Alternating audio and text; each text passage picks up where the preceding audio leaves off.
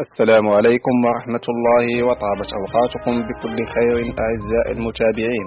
مرحبا بكم معنا في هذه النشرة الخاصة بأحوال الطقس ببلادنا المغرب. طبتم وطابت أوقاتكم، وسوف نقدم لكم آخر تحديثات النماذج العالمية انطلاقا من يوم غد والأيام القادمة بحول الله. أخي أختي، إذا كنت تشاهدنا لأول مرة فلا تبخل علينا بلايك واشتراك، وجزاكم الله خير الجزاء. بالنسبة ليوم غد السبت 14 يناير 2023 يتوقع أجواء مستقرة في جميع ربوع المملكة، وكذلك يتوقع بالنسبة ليوم الأحد 15 يناير أجواء مستقرة طيلة النهار مع توقعات بدخول الأمطار على المناطق الشمالية للمملكة في الفترة الليلية.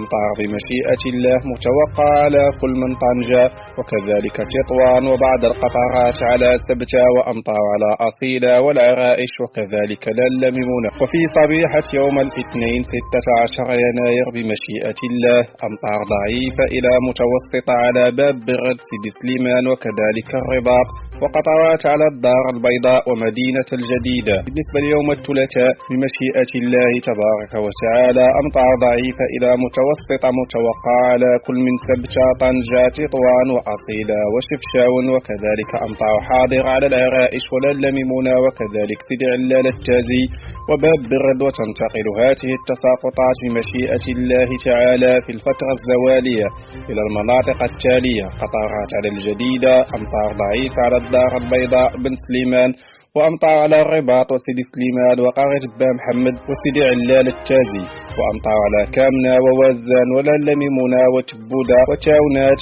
وإساقن وشفشاون والعرائش وأصيلة وتطوان وطنجة، وكذلك أمطار على سبتة. وفي الفترة الليلية بمشيئة الله أمطار متوقع على تازة وتاهلة ومكناس، وقطرات على فاس وقرية با محمد وسيدي سليمان، وأمطار الخير متوصل على كامنة وسيدي علال التازي وللميمونة ووزان والعرائش وشفشاون وكذلك طنجة وتطوان، وقطرات بمشيئة الله على آسفي وكذلك الوالدية. وكل هذه المناطق باللون الأزرق فهي معنية بأمطار الخير إن شاء الله.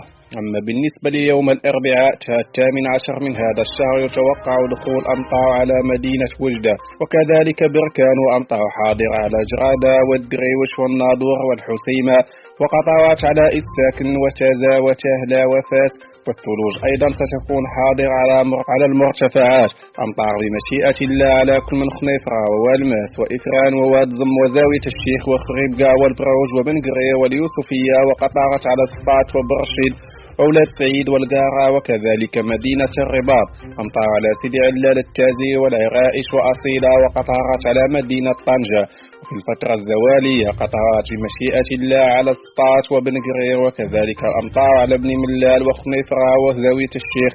أمطار وثلوج حاضرة على بلادنا إن شاء الله، وقطرات على ميدلت، أمطار وثلوج على تونفيس، وأمطار على مكناس والخميسات وسيدي سليمان وفاس وقرية با محمد وتازا وتاوريوت وجرادة ووجدة، وقطرات على بركان وعلى الناظور والدريوش، وكذلك تبودة وكامنة وسيدي علال التازي والرباط والعرائش وشفشاون وكذلك للميمونة.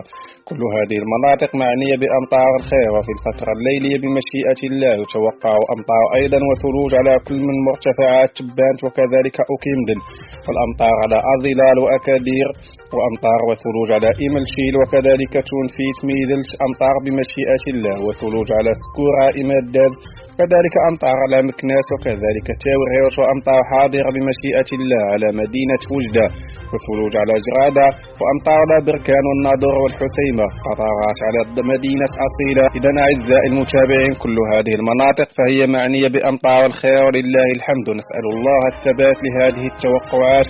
إخواني أخواتي، وصلنا إلى نهاية النشرة، لا تنسوا دعمنا بلايك والاشتراك، ودمتم في رعاية الله، والسلام عليكم ورحمة الله تعالى وبركاته.